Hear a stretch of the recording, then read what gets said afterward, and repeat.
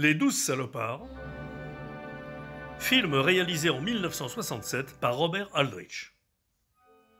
Scénario de Nunnally Johnson et Lucas Heller, d'après le roman éponyme d'Erwin Nathanson, paru en 1965. Londres 1944, à la veille du débarquement en Normandie. À la prison militaire de Marston Tyne, le commandant Reisman assiste à la pendaison du soldat Gardner. Après quoi, il se rend au quartier général de l'armée de terre, où il se voit confier une mission périlleuse en France occupée. Je vais demander au général Denton de vous exposer ses instructions telles que nous venons de les recevoir. Après quoi, si vous avez des questions à poser, vous les poserez. Oui, mon général. Tenez. Projet sursis. Vous aurez à sélectionner 12 prisonniers qui auront été condamnés à mort ou à la prison à vie pour meurtre, viol, vol à main armée ou tout autre acte de violence similaire. Vous ferez subir à ces prisonniers le maximum d'entraînement de commando pendant un laps de temps qui n'est pas spécifié pour le moment. Vous parachuterez ensuite ces prisonniers en territoire occupé juste avant le débarquement en Europe pour attaquer et détruire les objectifs désignés. Page suivante. Et c'est tout? C'est tout. Peut-on savoir quels sont les objectifs désignés page suivante? Vous n'avez pas à le savoir maintenant. Ne croyez pas que je sois d'une prudence exagérée, mais en définitive, si ma vie doit dépendre du comportement de 12 salopards endurcis, j'aimerais savoir quel genre d'entraînement je dois leur faire subir. Ah, voilà ce que j'appelle une question pertinente, commandant. Armbruster, donnez-nous les grandes lignes du projet. Oui, mon général. Les Allemands ont réquisitionné en France un grand château près de Rennes. Ils l'utilisent comme lieu de réunion ou de vacances pour leurs officiers d'état-major. Le château en lui-même n'a aucune valeur stratégique.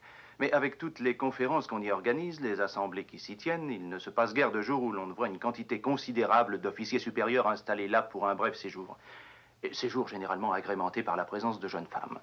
L'élimination d'un certain nombre d'officiers supérieurs aurait certainement pour effet de semer le désordre au sein du haut commandement allemand. Le plan est donc très simple. Notre commando est parachuté dans les environs du château, il s'y introduit et tue autant d'officiers supérieurs que le temps imparti lui permet. J'ajoute que la place est fortifiée et fortement gardée. Bien sûr. Qu'est-ce que ça rapporte aux hommes? Rien du tout. Qu'il n'y ait pas de malentendu, commandant. Ils ont un sursis, d'où le nom du projet. La sentence est provisoirement suspendue, rien de plus. C'est à prendre ou à laisser, un point c'est tout. Comme vous dites, mon général, nous ne voulons pas de malentendus. Je crois que votre projet est insensé. Je commence à en avoir assez de vos insolences. Il ne s'agit pas d'insolence, il s'agit simplement d'être logique. Parce qu'après tout, c'est moi qui suis chargé de conclure un marché avec 12 crapules bien vivantes. Alors, dites-moi, commandant, quelles sont vos objections? Ces condamnés sont par définition incapables de tolérer une discipline et à plus forte raison de subir un entraînement de commando. S'ils n'ont pas une chance, aussi minime soit-elle, de voir leur peine allégée, on ne pourra rien en tirer parce que rien ne pourra les inciter à collaborer avec nous. D'accord, commandant, marché conclu. Dans le cas où l'un des membres du commando se distinguerait particulièrement au combat, nous prendrions ce fait en considération en vue de commuer sa peine. Obéissant aux ordres, Reisman se rend dans une prison militaire et sélectionne 12 hommes. D'abord réticents, ils finissent tous par accepter. Et aidés du sergent Boren et de ses hommes, Reisman les emmène dans un camp situé en pleine campagne pour un entraînement intensif dans de très rudes conditions.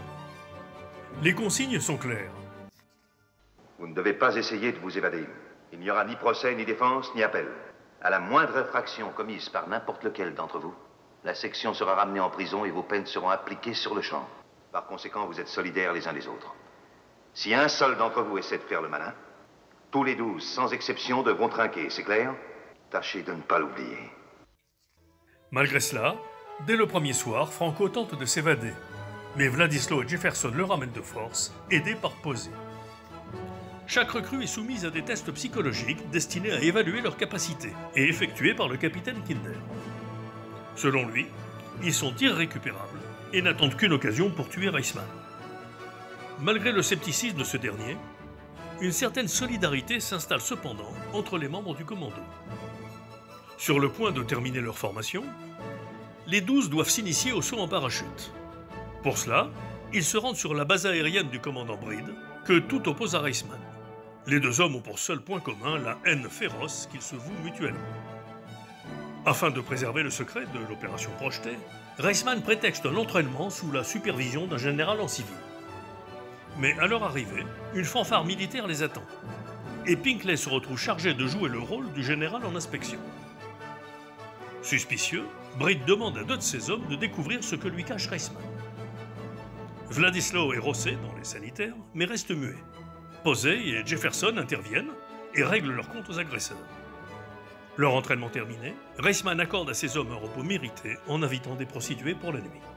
Le lendemain, Breed force l'entrée du camp et ordonne de raser à sec les hommes de Reisman. C'est à ce moment que ce dernier fait irruption, armé d'une mitraillette. Sur ses ordres, le sergent Bowren demande aux 12 de désarmer les intrus, ce qu'ils font avec la plus grande joie. Breed quitte le camp, furieux. Les généraux Warden et Denton, ayant eu vent des incidents, décident d'annuler l'opération, ce qui pour les 12 signifie l'exécution immédiate de leur peine. Mais Reisman leur affirme avec force que ses hommes valent 10 fois ceux de Breed. Écoutez, mes hommes ont condensé en 6 semaines un entraînement intensif de 6 mois. Et je dis qu'en ce moment, ils seraient capables d'écraser n'importe quel commando. Vous ne parlez pas sérieusement. Très sérieusement, je vous le garantis. Ils ne sont peut-être pas beaux à voir, mais chacun de mes hommes vaut 10 des vôtres. Reisman, des comparaisons de ce genre ne nous mènent à rien. Je pense qu'elles sont indispensables. Je prétends que mes gars sont plus qualifiés que d'autres pour exécuter n'importe quelle mission. Donnez-leur quelque chose à faire, n'importe quoi. Vous leur avez promis une remise de peine. Donnez-leur au moins l'occasion de montrer ce dont ils sont capables. Oh, je devine ce dont ils sont capables, et cette seule pensée me fait frémir. Ce sont d'excellents soldats. Ils peuvent le prouver, et s'ils flanchent, vous aurez la conscience tranquille. Dites-moi, commandant, quelle action est-ce que vos salopards peuvent faire pour nous convaincre? Il n'y en a pas que je sache. Intervient alors le major Armbruster. Eh bien, si, il y en aurait peut-être une.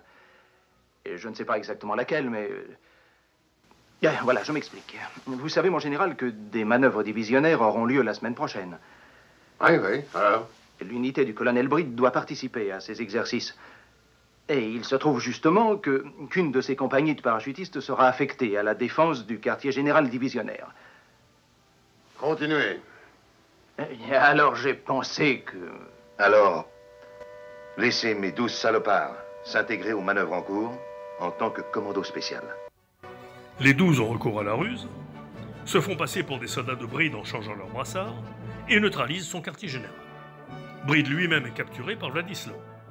Impressionné, Warden ordonne le lancement de l'opération. Reisman, Bowren et les 12 salopards sont parachutés en France. Władysław, qui parle allemand, et Reisman pénètrent dans le château en uniforme d'officier allemand, permettant à Magott et Jefferson de s'y infiltrer de leur côté et de monter à l'étage.